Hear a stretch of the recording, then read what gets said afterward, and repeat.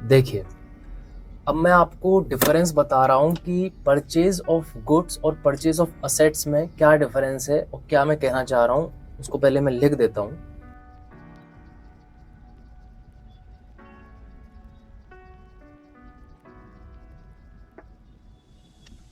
देखिए, अब purchase of goods और परचेज ऑफ असेट्स में क्या डिफरेंस है।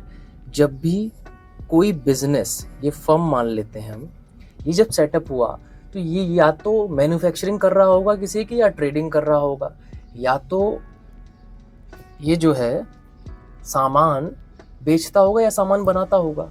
तो ये जिस चीज़ का भी बिजनेस कर रहा है, जिस चीज़ का इसका मेन बिजनेस है, उन सबको हम गुड्स बोलते हैं। वो जब नहीं बिक पाता कुछ पोर्शन, तो उसी को हम स्टॉक बोलते हैं।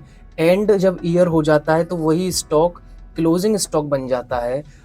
क्लोजिंग स्टॉक मान लो 31 दिसंबर को, तो 1 जनवरी अगली साल को नया साल शुरू हो जाएगा, तो वही स्टॉक ओपनिंग स्टॉक बन जाएगा। तो ये तो डेफिनेशन रही गुड्स की, स्टॉक की, क्लोजिंग स्टॉक, ओपनिंग स्टॉक। यानी गुड्स हम किसे कहेंगे, जिस चीज़ का हम बिजनेस करते हैं, मेन बिजनेस। मान लो मैंने फर्म सेटअप की जूते बनाने के लिए, तो जूता जो है जब मैं वो खरीदूंगा तो वहाँ पर जो टर्म यूज़ होगा वो परचेज वर्ड यूज़ होगा। ठीक।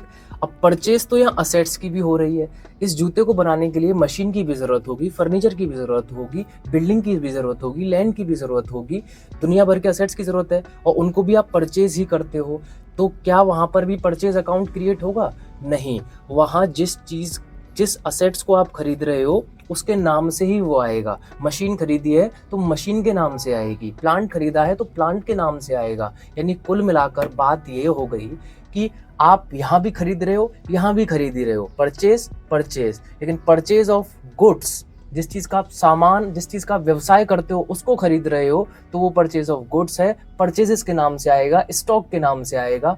और यहाँ पर इस सामान को बनाने के लिए जिन एसेट्स की ज़रूरत है, मशीन, लैंड, बिल्डिंग, उनको भी आप खरीद ही रहे हो, पर उनका अकाउंटिंग उन्हीं के नाम से होगी। मशीन खरीदी तो मशीन के नाम से, फर्नीचर खरीदा तो फर्नीचर के ही नाम से। ये दोनों में डिफरेंस है। जैसे मैं आपको एक मैथमेटिकल एग्जांपल दूं। मैथमेटिक्स में आपने 4 बेसिक ऑपरेशन देखे होंगे, प्लस, माइनस, मल्टीप्लाई, डिवाइड। अब जो प्लस और माइनस है ये 2 कैटेगरी के होते हैं। एक प्लस माइनस होता है करने वाला प्लस माइनस, कि प्लस करो माइनस करो, और दूसरा प्लस माइनस होता है नेचर वाला, कि इस नंबर का स्वभाव, नेचर क्या है, ये नेगेटिव नंबर है या पॉजिटिव नंबर है। फॉर एग्जाम्पल, आपने बचपन में किया 3 + 2, तो यहाँ पर ये जो प्लस है ये है करने वाला प्लस, यानी कि ये वाला। ठीक।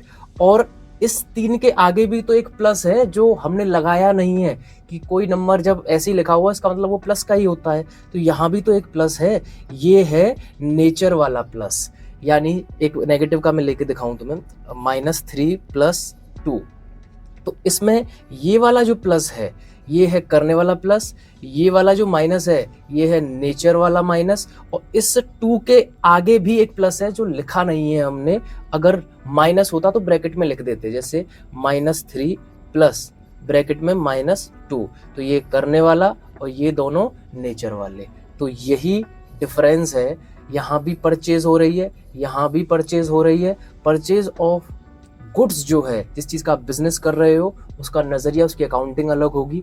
और परचेज ऑफ असेट्स, यानी कि जो आपके बिजनेस को हेल्प कर रही हैं, उनकी अकाउंटिंग का मेथोडोलॉजी और तरीका अलग होगा। तो ये मैंने एक छोटी सी चीज़ समझाने की कोशिश की। आगे भी ये आएंगी तो आगे और बताएंगे।